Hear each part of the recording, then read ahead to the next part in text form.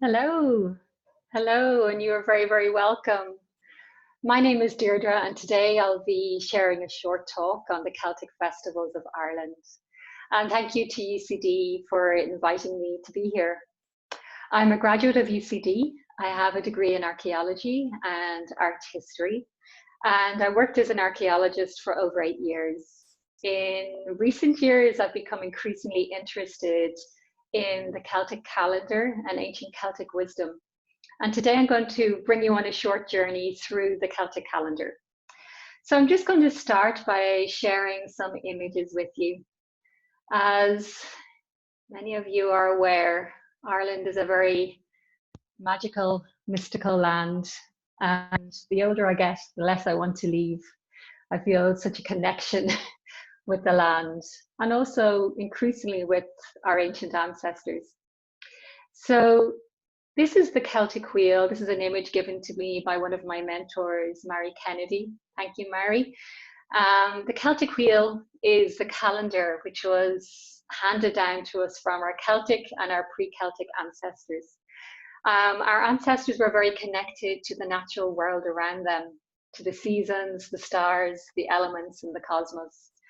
So if we take a look at this calendar, we'll see that we have 8 festivals. We have 4 sun festivals, which are the solstices and the equinoxes. And then we have 4 cross-quarter festivals, Samhain, Imbolc, Bealtaine, and Lughnasa.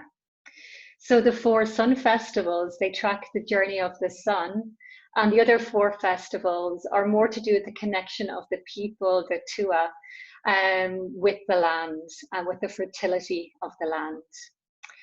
So the Celtic calendar begins at Samhain. So Samhain, or as many of us would know it, Halloween, is the beginning of the Celtic New Year. It's the Celtic New Year. It marks the end of the harvest season and the beginning of winter, or the darker half of the year. It starts on October 31st and was traditionally celebrated with a fire festival. It was a time for remembering and honoring our ancestors who have passed to the other world. And it is believed at that time that the veil between the two worlds is very, very thin. It's still believed that. So our ancestors, many would have gathered at an ancient site or sacred site. In Ireland, there's a site called Cloughtha, which is known as the birthplace of Samhain or the birthplace of Halloween. And it was here or at other sites that pilgrims would have come from all corners of the country to celebrate the new year, to honor their ancestors, and also to take some fire back to their homes from these places of worship. So this image here was actually taken in 2016. It's become very popular for people to journey and to gather at these sites again. So Cloughtha in Meath would be one of the main places where people would gather.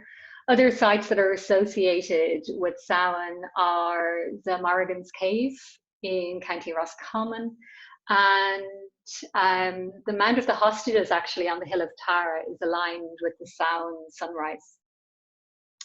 So in Ireland, we really celebrate Halloween. We celebrate Samhain. This is an example of a street parade by an amazing group called Lughnasa. So in Ireland, we dress up, we have parades, and many of us also have the more traditional Samhain festival, like at Cloughtha, gathering around the fire and remembering our ancestors. So it's a wonderful time of year here in Ireland, a time where we're really kind of descending into the darkness. So if we look at nature at this time of year, the leaves are falling off the tree or have fallen off the tree at this time of year, and nature is slowing down. And yeah, I suppose in today's busy world, it's interesting if we start tuning into the Celtic calendar and we start to live more in alignment with nature. It really teaches us to slow down, to hibernate, to stay cozy at this time of year. So after Samhain, Samhain, as I said, begins on the 31st of October. It continues right up to February, right up until the Festival of Imbolc. But midpoint between Samhain and Imbolc, we have the winter solstice. The winter solstice is a wonderful astronomical phenomenon which marks the shortest day and the longest night of the year. This image here is a beautiful image that Anthony Murphy from Mythical Ireland has given me permission to use. Actually, many of the images in the short talk are by Anthony Murphy. So in Samhain, we went into darkness. And at winter solstice, it's the midpoint of Samhain, the sun god is reborn again. So it was a moment of great celebration, it is believed, for our ancient ancestors. The light had conquered the darkness. The ancestors would have been so in tune with the sun. They built these ancient monuments to track the journey of the sun. So one of our best examples of one of these monuments that track and honour the sun is Newgrange in County Meath. Newgrange is over 5,000 years old. It's in County Meath in the east of Ireland. And it is a Neolithic passage tomb. And on the shortest day of the year, the 21st of December, the dark chamber is penetrated by the light of the rising sun. So, as I said, this amazing tomb was built over 5,000 years ago. And today we still witness this amazing phenomenon. This tomb was excavated in the 60s. So, and when it was excavated, the alignment was still perfect. So for many millennia, people wouldn't have known that this ancient tomb was aligned with the winter solstice sun. But today, hundreds of people gather at sunrise at this ancient site. Some lucky people are allowed inside the tomb, and they position themselves in the chamber. And as the sun rises, it enters the roof box and lights up the passageway and the chamber at the back. It's a cruciform passage tomb, 3 chambers at the back. And the early morning winter solstice sunrise lights up this chamber. But it's actually beautiful just to even gather there at the site. Just the atmosphere is wonderful. It's a real festival, a real cause of celebration. So the sunrise lights up a lot of the beautiful artwork at Newgrange. Here you can see some gorgeous spirals. Here's just another detail of a decorated stone at Newgrange. And it's believed that our ancient ancestors had a great understanding of the cosmos. They wouldn't have had any light pollution, so I really believe they would have seen clusters and spirals. And it's believed that a lot of this rock art is influenced by the night sky and also just by the natural world around them. If you look at a fern, you'll see little spirals. If you look at seashells, there's so many spirals in the natural world that also could have influenced this art. So at this time of year, the sun is coming back. So our ancestors, as I said, would celebrate at this time. It was a sign of great hope, the triumph of light over dark. And like many other festival traditions, this was later borrowed by Christianity, and it was woven into the festival of Christmas. If we look at Christmas, we bring candles into our homes, we light fairy lights, so we bring light to the darkness. And we also bring evergreens into our house at Christmas in the form of a Christmas tree. And it's believed that our ancient ancestors would have also brought evergreen into their homes. Evergreen is a symbol of renewal and everlasting life. And our ancestors would have had a great connection with the nature spirits. And as I say, today at Christmas, we are also continuing some of these rituals by bringing evergreen into our house or into our homes, and by lighting candles, bringing light to the dark. So this is just a beautiful image I want to show you. This image is also by Anthony Murphy, and this is Knowth Passage Tomb, which is very close to Newgrange. And we are moving from the winter solstice to Imbolc.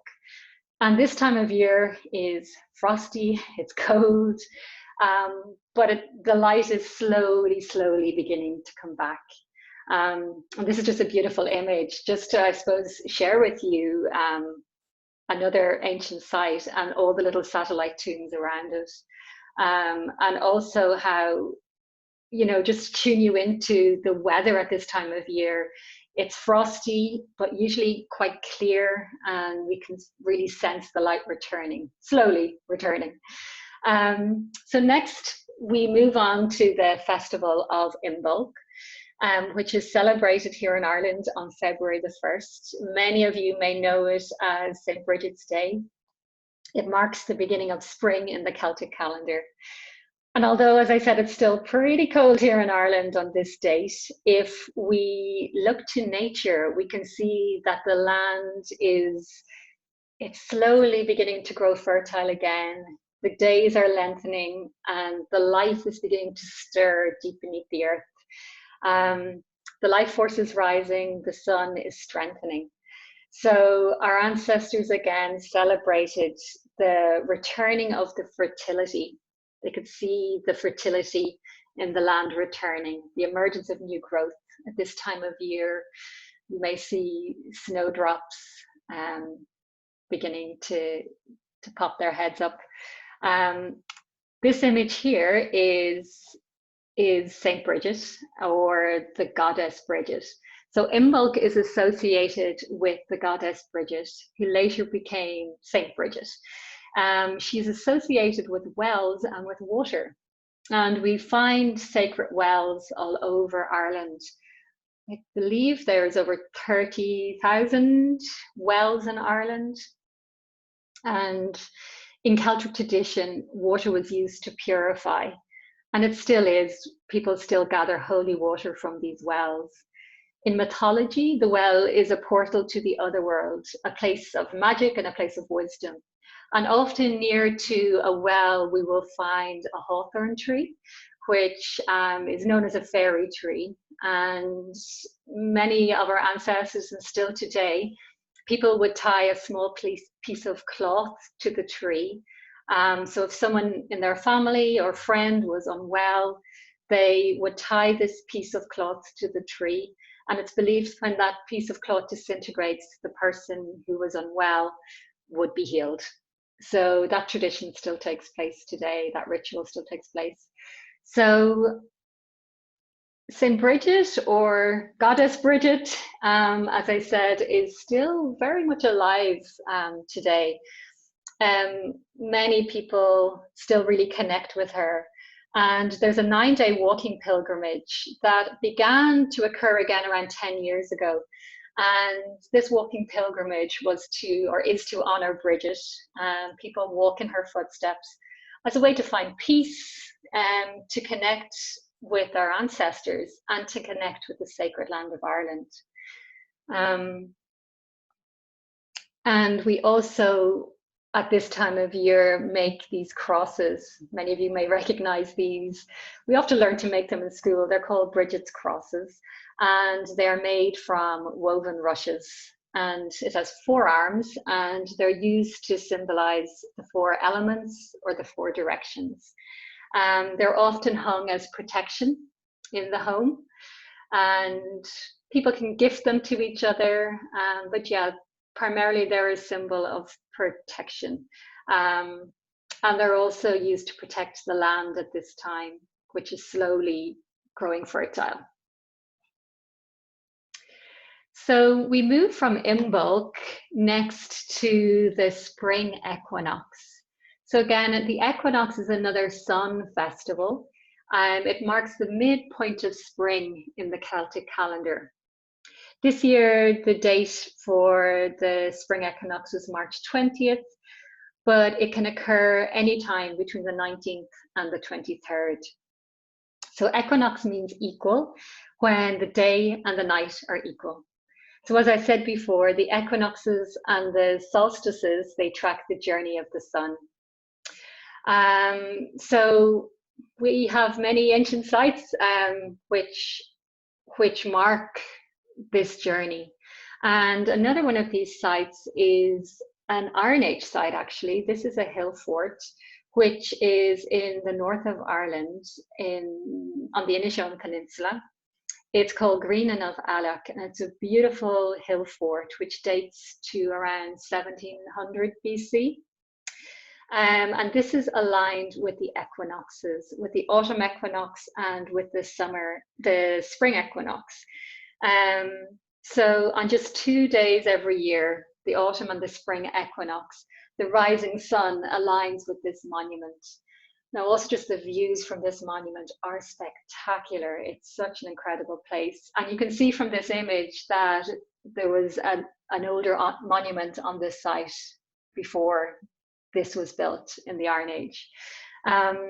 So as the sun rises, a shaft of light comes in through the doorway of this beautiful hill fort and splits it in two, a perfect half. And this is believed to represent the balance between the sacred masculine and the sacred feminine, the feminine earth, the masculine sky, the equal day, equal night, which is what equinoxes represent, and the balance between light and dark.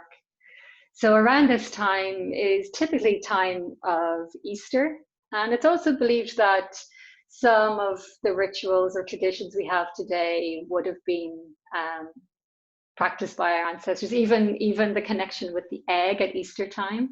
I suppose the egg represents life after a period of darkness. A chick is born after being in dark for a period.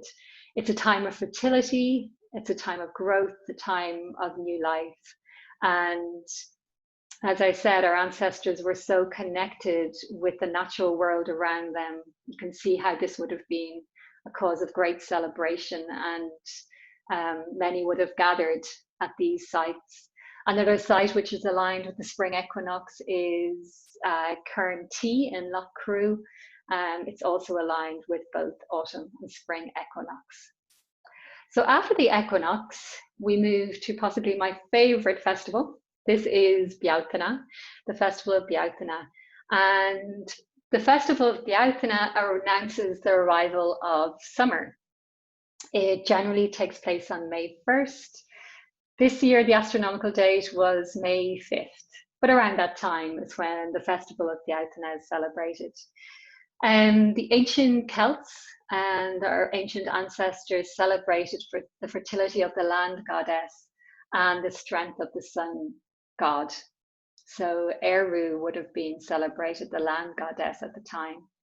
Bealtaine means Bealtaine, which means bright fire. So fires were lit on prominent landmarks to purify the land and to bring tribes good luck. So this is the site of Uisneach, which is at the very heart of Ireland. It's an incredibly beautiful sacred site right in the heart of Ireland. And this image here is the Cat Stone, which is a beautiful stone right on the site of Uisneach. And you can't see it from this image, but you can actually crawl through under this stone, and it's believed to be a portal into the other world. So it's really a beautiful site with a lot of hawthorn trees, and this, as I said, is right at the heart of Ireland, and it's believed that this is where the first Bealtaine fire would have been lit. And once this fire was lit, then other fires were lit on hilltops around the country. So this image was taken last year. I was actually at this festival where thousands of people gathered to light this fire. We had like a fire parade and a light parade, like you can see in this image here. So a parade of bringing the light up the hill in order to light this fire, which marks the beginning of summer. So due to the current circumstances, we couldn't gather on the hill this year. So the family who owned the land, they kindly lit the fire. And it was really beautiful to watch online live, actually, along with 3,000 others. So they lit the Bealtaine fire. And the fire was, they positioned a whole heart of flames around the fire. So when you could see it with drone footage, it was really very spectacular. And so they lit this fire, and many of us tuned in online to watch the fire burn and to mark the beginning of summer, to celebrate this time. So people gathered around fire. There was also other traditions at this time. It's believed that the fairy folk were very active at this time. One of the traditions that was practiced to deter mischievous fairies was on the 1st of May, people would gather some flowers and they would place them on their neighbors' doorsteps in order to protect them from thieving fairies who would rob butter and cream from doorsteps. So actually in parts of Ireland today, that's still practiced, and people would leave flowers on their neighbors' doorsteps, which is also, it protects against the fairies, but also believed to bring good luck. And it's also believed to be good luck and a sign of fertility to wash your face with the dew from the grass on the 1st day of May. So it's a wonderful time. So this is the time we're in now. We're still in Bealtaine. The whole month of May in Ireland is called Bealtaine. So this is a festival we're currently celebrating here in Ireland. So after Bealtaine, we move to the summer solstice. So we're tracking the journey of the sun again to another sun festival, the midsummer solstice, which takes place on the 21st of June. In ancient Ireland, the solstice symbolized that the power of the sun was at its highest, and it was believed to be a very sacred time of year. It's the longest day of the year. So again, a cause for great celebration when light and the strength of the sun is so powerful in the skies. So one of the sites that best represents the alignment of the alignment with the summer solstice is this beautiful circle called Grange Circle, which is in Lughnasa in the west of Ireland in County Limerick. So Lughnasa is aligned with the summer solstice. It's a really beautiful, mystical and enchanting stone circle, the largest in Western Europe. It has 113 standing stones. Let me see if I can show you an image of it. It's very hard to get an image of this circle. I suppose a drone image would possibly be better, but I think you can see from this image just the incredible beauty of this circle. It was built around 2200 BC. It's over 4,000 years old. Incredible place. And here you can see there's a passageway leading up to these two great monoliths at the stone circle. And this is where on the 21st of June, the rising sun comes down through this passage and enters the stone circle. Really, really incredible place. If you ever get the chance to visit, I highly, highly recommend it. Other gatherings take place at this time of year as well. Here's just another image of Lughnasa. The Hill of Tara is a very popular place for people to gather. So the Hill of Tara has both Neolithic and later monuments. This is the Leah Fall, which is believed to be the stone of destiny on one of the hills on the Hill of Tara. And again, it's a gathering place. and people go there still today to celebrate the summer solstice. It's just wonderful to see how people still gather in these places, and actually increasingly people are tuning in to the ancient calendar of our ancestors here in Ireland, and are really beginning to rediscover some of these ancient sacred places and beginning to gather at these times, at these festivals. So after summer solstice, we're down to our last two festivals, is the festival of Lughnasa. I love that word, Lughnasa. So Lughnasa is the harvest festival, and it's a celebration of the harvest season. And it generally takes place on August the 1st. The festival is named after the sun god Lu, who was a fierce warrior. And this, as I said, is a celebration of the harvest cycle. And it would have been a time of great festivity, of fruit picking, and of music and gathering. So this here is an image of Croagh Patrick, and Croagh Patrick is an incredibly beautiful mountain in Mayo, County Mayo in the west of Ireland. Its Irish name is Cruach an Alia, or Eagle's Peak. And although this mountain nowadays is associated with Christian pilgrimage, it's believed there's a lot of Neolithic evidence on this mountain. So it's believed that people would have come here would have gathered here and would have gone on pilgrimage here right back to Neolithic times. So again, we're talking about over 5,000 years of worship at this mountain.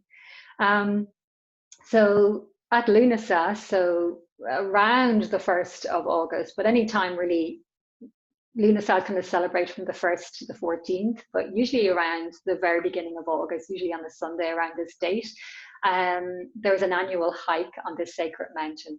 And it's one of the most, as I said, ancient rituals, and it's believed to have been an unbroken ritual for up to 5,000 years. So this is an image of the pilgrimage on Croagh Patrick. As I said, nowadays it's associated with Christianity. Many people walk up this mountain in their bare feet. There's incredible views, and I highly recommend climbing this mountain if at all possible. Maybe not on that date, because it's beautiful to climb it when there's less people.